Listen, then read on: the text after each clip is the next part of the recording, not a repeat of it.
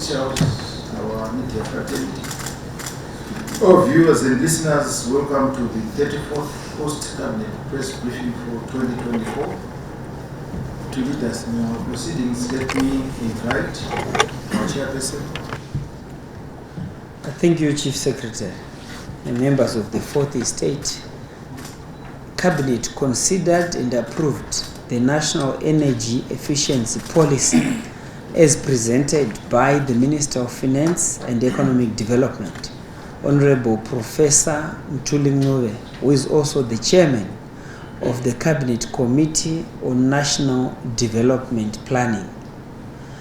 The overall goal of the National Energy Efficiency Policy is to institute energy efficiency programs in order to promote sustainable development as the country transitions to an upper middle income society in line with the objectives of Vision 2030.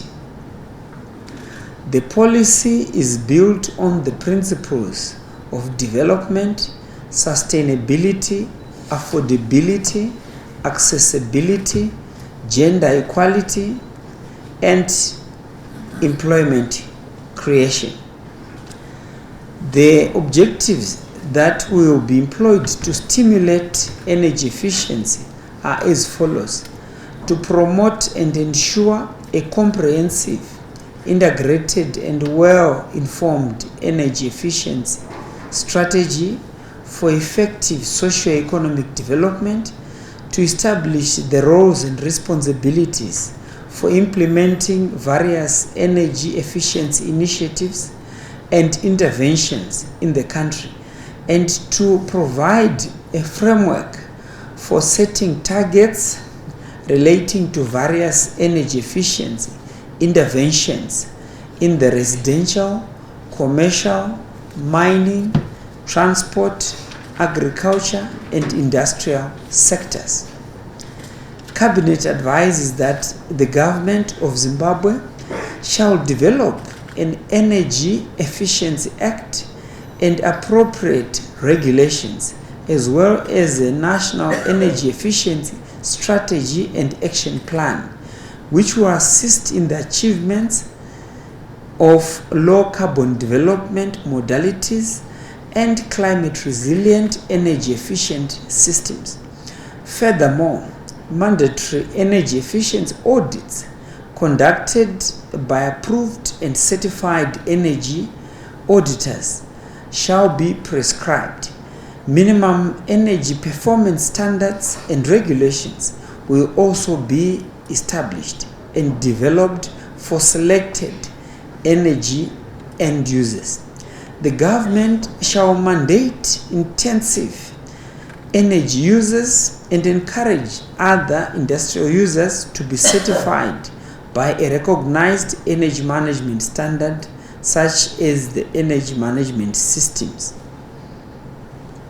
The Minister of Home Affairs and Cultural Heritage, Honorable Kazembe Kazembe, presented a proposal for hosting the Eastern and Southern Africa Regional Branch of the International Council of Archives, which was approved by Cabinet. The Minister of Home Affairs and Cultural Heritage informed Cabinet that Zimbabwe was requested to host the Eastern and Southern Africa Regional Branch of the International Council of Archives in 2025. The conference is held biannually on a rotational basis by member countries with the objective of advancing archives management through regional cooperation. The decision to nominate Zimbabwe was largely informed by the success of the 2015 conference hosted by Zimbabwe in Victoria Falls. A total of 600 delegates are expected to attend the conference. The benefits to be accrued from hosting the conference include the following: the marketing of Zimbabwe as a prime tourism destination, increased foreign currency earnings from delegates from the 24 member countries, and the provision of €5,000 by the International Council of Archives, to assist with the hosting of the conference. Cabinet received a presentation from the Minister of Home Affairs and Cultural Heritage, Honorable Kazembe, on the principles to amend and strengthen the Firearms Act, Chapter 10.09, which was approved. The amendments seek to regulate the registration and licensing of firearms and the establishment of a firearms database and registry. The amendment bill will make provision for the classification of firearms certificates to differentiate those issued to individuals and juristic persons. The amendments will also seek, among other things, to introduce psychological and training tests before one is issued with a firearms certificate, place age restriction on possession of firearms, to regulate the number of firearms per person and the purpose, to provide for the profiling of all firearms for purposes of ease identification and tracing thereof, and to specify the penalties for firearm offenses, including the failure to properly secure firearms. Cabinet considered and approved the proposed priority projects for the third 100-day cycle of 2024 as presented by the Minister of Justice, Legal and Parliamentary Affairs, Honorable Ziambi, on behalf of the Minister of State for Presidential Affairs and Devolution in the Office of the President and Cabinet. A total of 192 projects were submitted for implementation under the third 100-day cycle of 2024, which commenced on the 4th of September 2024 and scheduled to end on the 13th of December 2024. The disaggregation of the projects by province is as follows: Harare Metropolitan Province 75, Mashonaland East 57 projects, Bulawayo Metropolitan Province 42 projects, Mashonaland West 60 projects, Mashingo 56 projects, Mashonaland Central 57 projects, Midlands Province 58 projects, Matabeleland North 59 projects, Manicaland Province 63 projects, Matabeleland South 50 projects. Some of the projects were replicated at different sites across provinces under the image building, international engagement and re-engagement pillar. Projects on the rehabilitation of infrastructure at foreign missions is being prioritized and distributed as follows: Nigeria 3, Germany 1, United Kingdom 1, Rwanda 1, South Africa 1, and Kenya 1. The 192 projects are clustered according to the 14 thematic areas of the National Development Strategy 1 as follows: Devolution and Decentralization, 12 projects; the Digital Economy, 12 projects; Economic Growth and Stability, 17 projects; Environmental Protection, Climate Resilience and Natural Resources Management, 6 projects; Governance, 21 projects; Health and Well-being, 7 projects; Housing Delivery, 8 projects; Human Capital Development and Innovation, 16 projects; Image Building, International Engagement and Re-engagement, 12 projects; Infrastructure and Utilities, 37 projects; Moving the Economy Up the Value Chain and Structural Transformation, 21 projects; Social Protection, 10 projects; Youth, Sport and Culture, 13 projects; Food and Nutrition Security, 12 projects. These projects have been included in totals of the respective thematic areas they contribute to, since they are cross-cutting in nature. The Special Advisor to the President on monitoring implementation of government programs will continue to monitor the projects, also utilizing the Executive Electronic Dashboard in collaboration with the Ministers of State for Provincial Affairs and Devolution. Cabinet received a noted report on the visit to South Africa to officially open the 12th Annual Conference of Speakers of African National and Regional Parliaments, the Pan-African Parliament, on the 18th of September 2024, as presented by the Honorable Vice President, Comrade KCD Mohadi.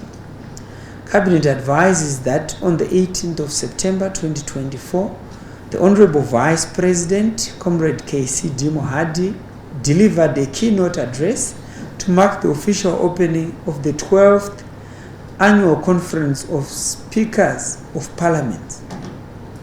In his keynote address, the Vice President called upon Pan-African Parliament to engage debates on the rising conflicts and insecurity of the continent, and to engage debates on how to expedite the deployment of science and technology and innovation to deal with challenges facing Africa today, and highlighted that none but ourselves will create the political and socio-economic environment we want as Africans, and to scale up advocacy for women and youth's development.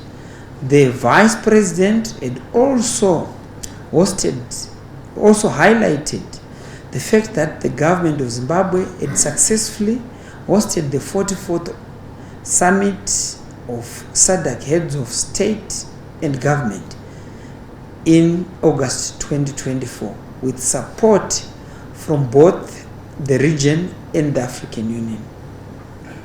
Cabinet received a report on the state visit to Mexico by the Honorable Vice President, Comrade KCD Mohadi, for the inauguration of the United Mexican State President-elect Ms. Claudia Sheinbaum, as presented by the Honorable Vice President.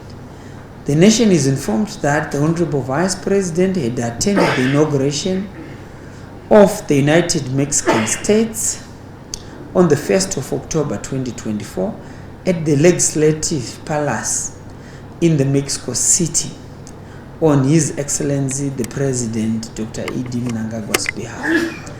The inauguration was attended by more than 100 foreign delegations, 16 of which were all at the heads of state and government level, mostly from the Americas region. Part of the deliberations revealed that there is need for economic cooperation between Zimbabwe and the United Mexican States, and that there is great need to identify areas of bilateral cooperation. It was also highlighted that the United Mexican States economy is expanding rapidly and would benefit from Zimbabwe's mineral resources, especially rare earth minerals, and also working together in order to reap the benefits accruing from the Africa Continental Free Trade Area. In terms of industry, the nation is informed that the United Mexican States is advanced in motor vehicle and general manufacturing, agriculture, oil and iron and steel, and therefore Zimbabwe can tap into the vast knowledge in order to improve, especially focusing on technology transfer modalities. Cabinet further advises that the administration will adopt a whole of Africa approach in its diplomatic thrust. The visit provided a foundation for kickstarting engagement and mutually beneficial cooperation in many sectors of the economy in which the United Mexican States has made achievements. Cabinet received and noted a report on the attendance of the celebration of the bicentenary and the 58th independence celebration of the Kingdom of Lesotho on the 4th of October 2024 in Maseru in Lesotho, as presented by the Honorable Vice President, Comrade KCD Mohali. The Honorable Vice President represented His Excellency the President Dr. E.D. Mnangagwa at the celebrations to mark 200 years of the founding of the Basotho nation by King Moshoeshoe I and the 58th anniversary of Lesotho's independence on the 4th of October 2024. The celebrations, which were held under the theme Birth, Reflection, Revival, acknowledged the generational achievements of the Basotho nation. A significant milestone was the celebration of the birth and journey of Lesotho from 1824 to date, and most importantly, the celebration of the legacy of King Moshoeshoe I. In his speech, the Vice President congratulated the people of the Kingdom of Lesotho on significant milestones and reiterated that Zimbabwe and Lesotho enjoyed historic, cordial, and fraternal ties that were consolidated during the period of our liberation struggle. In his speech, His Majesty King Letsie III expressed gratitude for the support that Lesotho is getting from neighboring countries in its quest for a better economic and political environment. Cabinet approved as follows that Joint Permanent Commission on Cooperation as a legal framework to guide cooperation between Zimbabwe and Lesotho be put in place in the second quarter of 2025. That the Ministries of Sports, Recreation, Arts and Culture, and Tourism and Hospitality Industry exchange high-level visits to the cultural village of Basotho so that they can implement it in Zimbabwe, and also working together with the Basotho senior government officials on a framework that is going to attract tourism as a business. That Zimbabwe engages the Lesotho government relating to the initiation of an MOU in potential areas of cooperation. Cabinet considered and noted a report on the inaugural annual Africa Peace and Security Dialogue held in Gauteng, South Africa from the 4th to the 6th of October 2024 as presented by the Minister of Foreign Affairs and International Trade. Cabinet advises that the Minister of Foreign Affairs and International Trade attended the Thabo Mbeki Foundation inaugural annual Peace and Security Dialogue that was held in Gauteng, South Africa from the 4th to the 6th of October 2024. The dialogue was held under the theme Towards a Peaceful and Secure Africa, Challenges and Opportunities. The objective of the annual Peace and Security Dialogue was to address the critical peace and security challenges facing the continent with a special focus on the Sahel region and the Horn of Africa. Cabinet considered the report on the Zambia-Zimbabwe bilateral consultative meeting held in Livingstone, Zambia on the 18th of October 2024 as presented by the Minister of Foreign Affairs and International Trade, Honorable Professor Amon Murwira. The ministerial session of the bilateral consultative meeting, which was attended by the Zambian Minister of Foreign Affairs and International Cooperation and Zimbabwe's Minister of Foreign Affairs and International Trade, together with Zimbabwe and Zambia's ambassadors and senior government officials. The meeting discussed matters of mutual interest with the view to preserving and consolidating the excellent bilateral relations that have always existed between the countries. Cabinet wishes to reiterate that the relations between the two countries remain strong and excellent as ever. I thank you. I hope that Zimbabwe enhances its regional peace and security with respect to the dialogue that was held in Johannesburg, in Gauteng, South Africa. Over to you, Minister. Thank you, Chair. Thank you, Mkudzei. As you would know that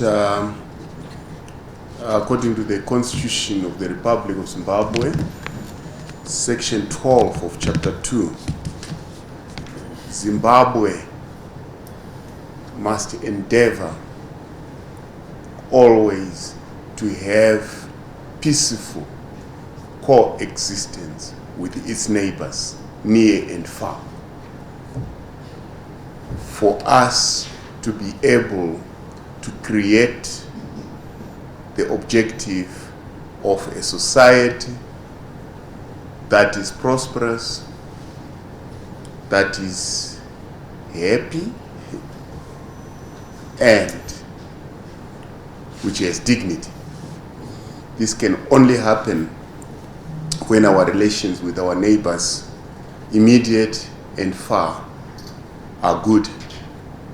Therefore, a peace and security conference, which was hosted by the Thabo Mbeki Foundation in South Africa, is one of the ways in which we project this image and make Zimbabwe be a participant in peaceful organizations. And again, if you look at the founding principles of the Foreign Affairs of Zimbabwe, we are encouraged to be part of organizations that encourage peace and tranquility in the world.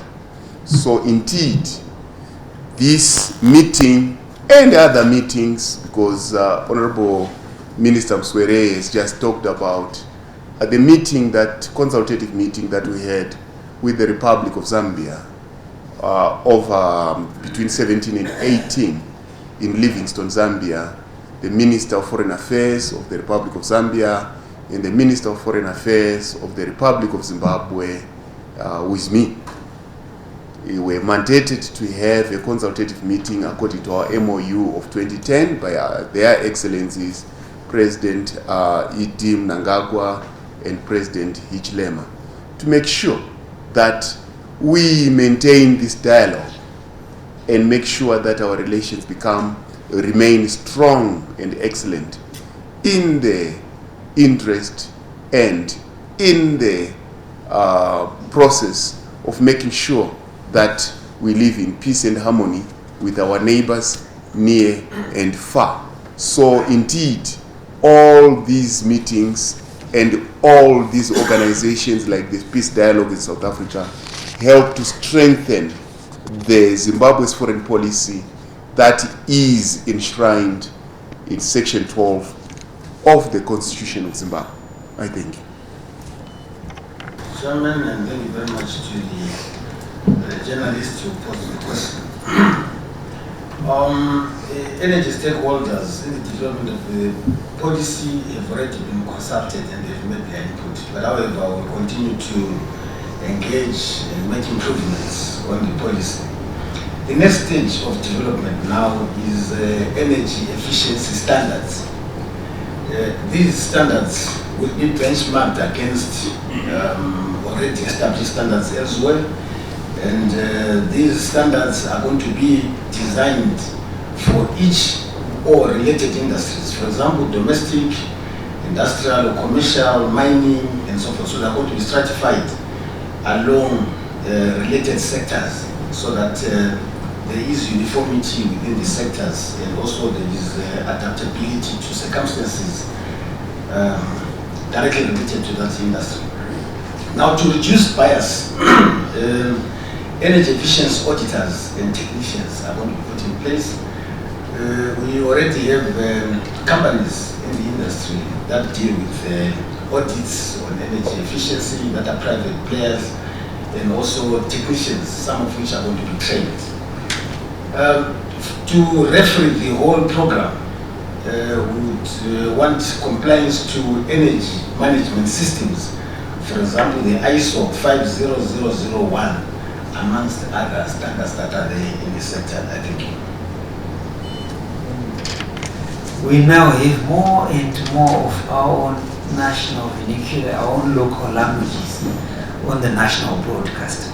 But it is also supported by the licensing framework, by the operations, by organograms in the organizational structure in terms of news broadcasting, which emphasizes that 75% should be local content.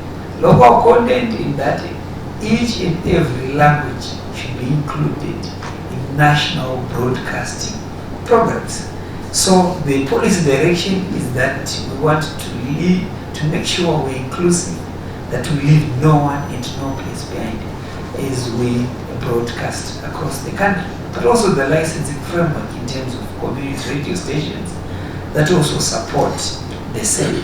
So we are now developing an architecture which feeds also into community radio stations, so that each and every post-cabinet brief is also shared with the community radio stations, so that all our people are not left behind. Thank you. Thank you very much. Transmission losses are about 18 to 20%.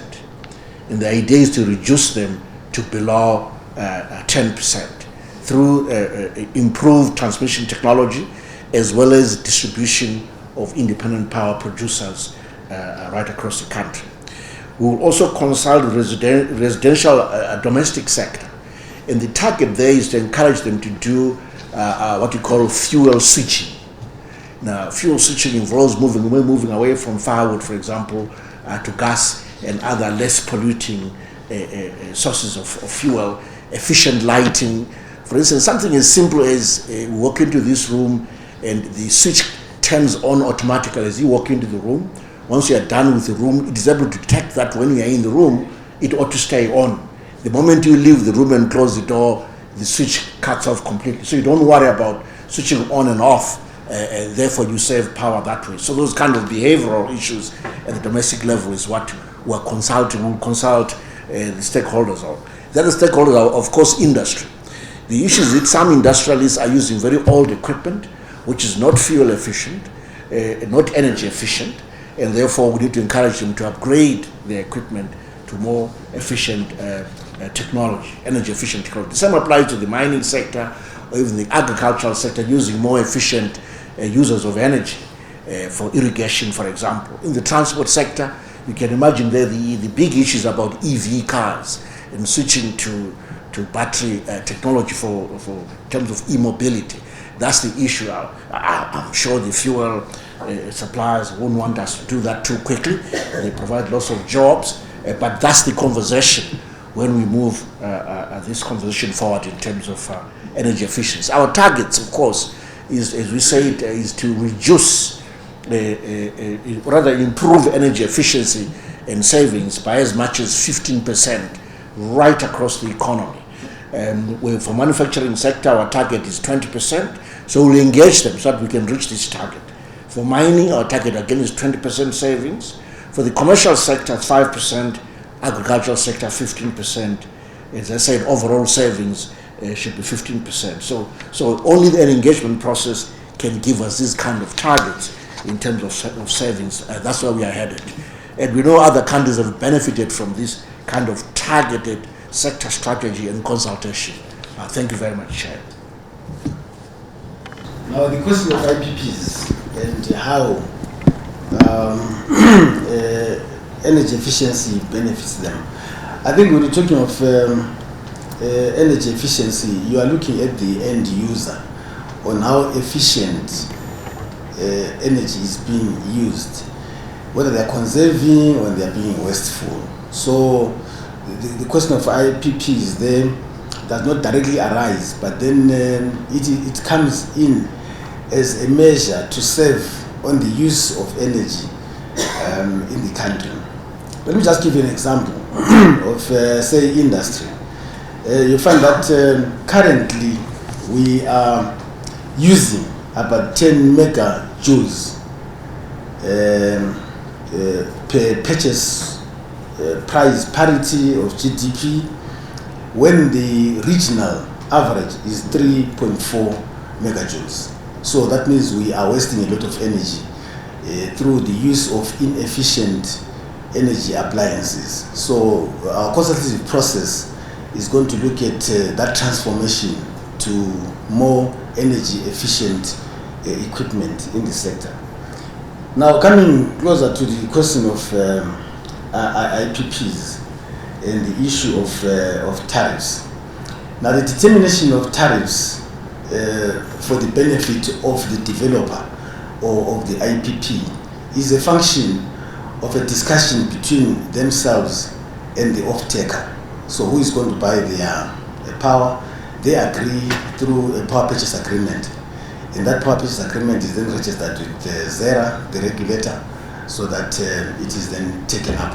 And that's how they come in. And if they're not happy with the PPA, normally they would also even find another off-taker who could be a mine or another private company who could be amenable to their proposed tariff. So really it becomes a bilateral matter in terms of the PPA, but of course guided by the national tariff architecture. The issue of net metering, first of all, that is designed to ensure that those who are generating on rooftops also can deposit extra energy into the national grid.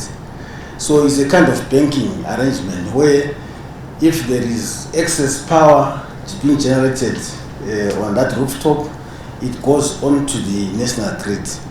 If there is no power, because sometimes you find that because of the nature of the intermittent nature of solar, sometimes when it is rainy, it is cloudy, it is that kind of thing, not much is generated. They can benefit their banked power from the national grid. So the target really of energy efficiency is to curtail wastage of energy. And like the Minister of Finance indicated, we are wasting in excess of 15% on average of our energy, which goes on to waste. So the policy is intended to curtail that, so that we derive maximum benefit of available energy for maximum use by the country. I thank you. Today's post-cabinet press briefing. We meet next week. Thank you.